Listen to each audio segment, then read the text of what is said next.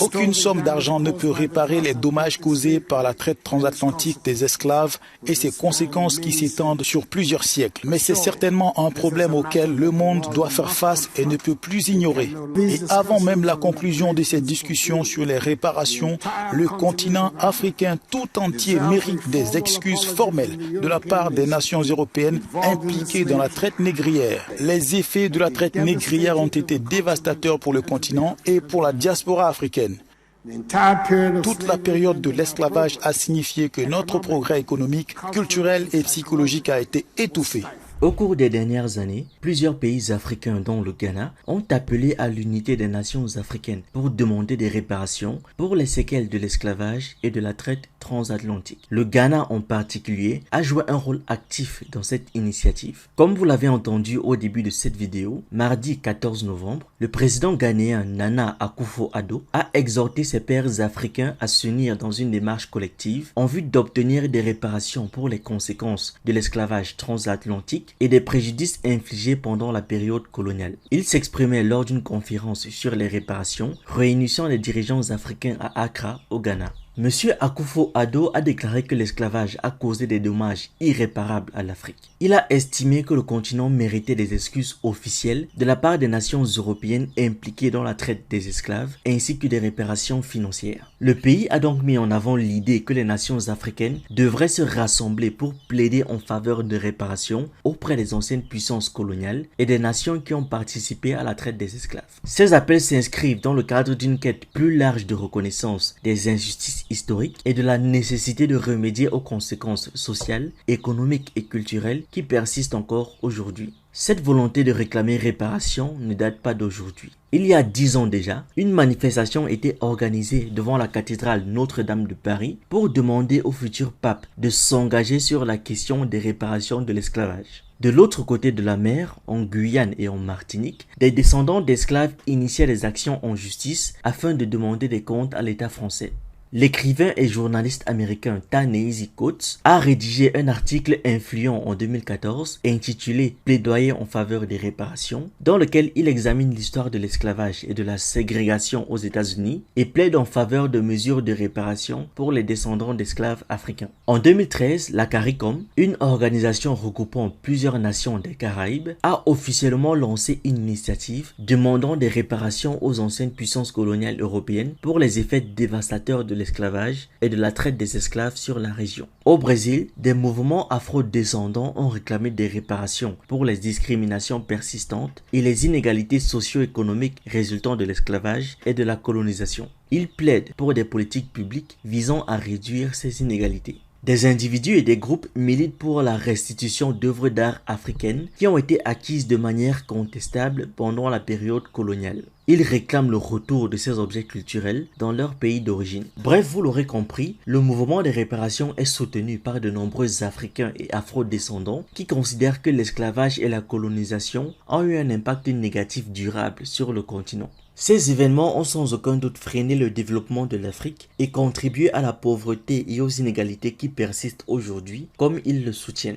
Cependant, le mouvement de réparation est également critiqué par certains qui avancent plusieurs raisons. Ils estiment par exemple que les générations actuelles ne devraient pas être tenues responsables des actions commises par leurs ancêtres et donc que les réparations pourraient être perçues comme injustes envers des individus qui n'ont pas directement participé à la colonisation. Ils estiment qu'il est difficile d'établir des critères clairs et équitables afin de déterminer qui doit recevoir des réparations et comment les compensations devraient être distribuées, mais aussi qu'elles pourraient créer de nouvelles inégalités entre les bénéficiaires, non sans susciter des sentiments de ressentiment et de division plutôt que de réconciliation. Un autre argument qui revient assez souvent est qu'on ne devrait pas monnayer des millions de vies perdues au simple principe de réparation.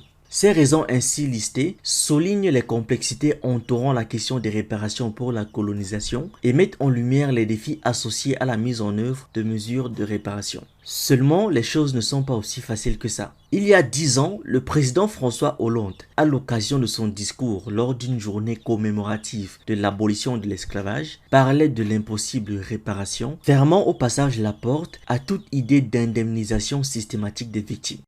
Le premier de ces messages, c'est l'impossible réparation. Je sais qu'un certain nombre de voix depuis longtemps la réclament. Sauf que lorsqu'on fouille un peu dans l'histoire, un cas de réparation existe. L'accord de réparation entre la République fédérale d'Allemagne et Israël, aussi appelé Agrément de Luxembourg, est un traité international signé le 10 septembre 1952. En octobre 1950, les gouvernements des États-Unis, de la Grande-Bretagne et de la France ont notifié 54 pays, dont Israël, de l'intention de prendre des mesures légales pour mettre fin à l'état de guerre avec l'Allemagne. Cette démarche faisait partie des efforts visant à normaliser les relations internationales après la Seconde Guerre mondiale et à intégrer l'Allemagne à la communauté internationale de manière pacifique. Dit comme ça, on dirait qu'ils y ont été obligés parce qu'ils étaient les grands perdants de la Seconde Guerre mondiale, mais ce n'est pas le cas. L'accord a été librement négocié et même par les deux derniers États au monde dont on attendait un si rapide rapprochement. Pour faire court, à l'issue de nombreuses négociations, la République fédérale s'est engagée à verser à Israël une indemnisation totale de 3 milliards de marks, équivalent à environ 1/9 du budget fédéral de l'époque. Parallèlement, la Jewish Claims Conference a reçu un montant supplémentaire de 450 millions de marks destiné à la reconstruction des communautés juives dans le monde entier, le tout équivalent à 820 millions de dollars de l'époque. L'engagement de la République fédérale incluait également des améliorations de l'indemnisation individuelle des victimes juives du nazisme. Cette indemnisation convenue était prévue sur une période de 14 ans, avec un tiers de la somme devant être expédiée sous forme de marchandises allemandes et un autre tiers par l'achat de pétrole brut pour Israël, permettant à celle-ci d'accroître les possibilités d'installation et de relèvement des réfugiés juifs en Israël. Le gouvernement de l'époque n'était pas celui qui avait mis en place la Shoah, mais le chancelier de l'époque a déclaré de lui-même que des crimes effroyables ont été perpétrés au nom du peuple allemand, qu'il nous impose l'obligation de réparer moralement et matériellement. Alors, pourquoi est-ce que personne ne songe à indemniser les Africains et Afro-descendants qui ont connu un bien pire traitement?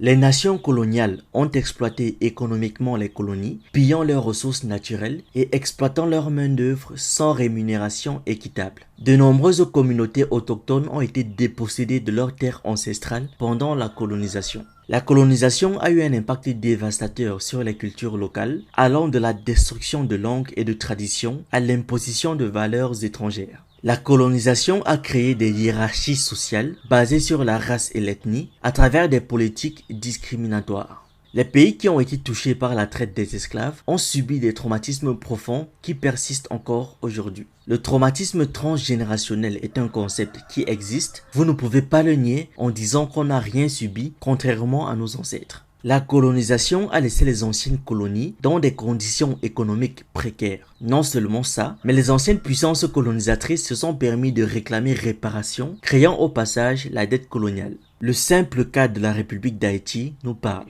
Et aujourd'hui, certains se permettent de dire que tout ce qu'on veut c'est de l'argent, comme si leur système capitaliste n'avait pas créé la notion de compensation financière. En général, les réparations peuvent être mises en œuvre de deux manières. Par une compensation financière déjà, qui est la forme la plus courante des réparations. Elle consiste à verser une somme d'argent à la victime afin de compenser le dommage qu'elle a subi. La somme de la compensation est généralement déterminée en fonction de la gravité du tort, de la situation financière de la victime et de l'intention de l'auteur. Par exemple, après un accident de la route, la victime peut demander une compensation financière pour les dommages matériels et corporels qu'elle a subis. Après une discrimination raciale, la victime peut demander une compensation financière pour le préjudice moral qu'elle a subi. Les réparations peuvent également être mises en œuvre par une réparation non financière qui peut prendre de nombreuses formes telles que les excuses publiques de l'auteur, la réhabilitation de la victime, la restitution de biens ou de droits et la mise en place de mesures de prévention pour éviter que le tort ne se reproduise. Par exemple, après un crime, la victime peut demander des excuses publiques de l'auteur. Après un génocide, les réparations peuvent prendre la forme d'une restitution de biens confisqués aux victimes,